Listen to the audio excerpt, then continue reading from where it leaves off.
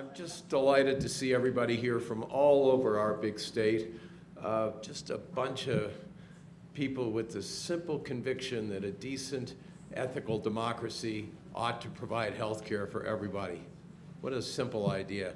If our neighbors are sick or injured or in pain, doggone it, let's get them some health care in the world's richest country. That's our principle. That's what we're fighting for, and you know we're going to win.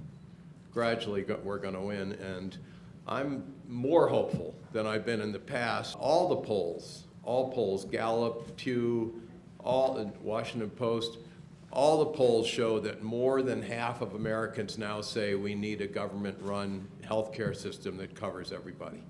Americans have figured out that our system is cruel and expensive and doesn't work, and we need to fix it. So that's why I'm delighted that so many people are here. We're not stopping.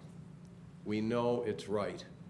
We know there's a moral obligation for a decent society to provide health care for everybody, and none of us in this room is going to stop until the United States gets there. That's our position. Now, if you're advocating for health care for everybody, improved Medicare for all, whatever, you know, in our country, you're kind of a rabble-rouser, kind of a troublemaker if you're pushing for that idea.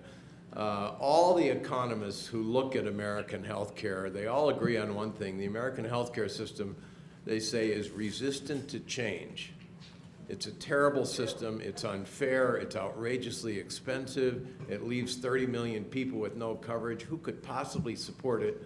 And yet it's very hard to change, and that's because there's so much money being made in the current system by the insurance industry, the drug industry, the hospital industry, et cetera.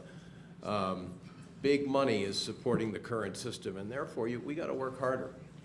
We have to be troublemakers. We have to be rabble-rousers who stand up and say, no, doggone it, we want to do what's right, regardless of the money on the other side.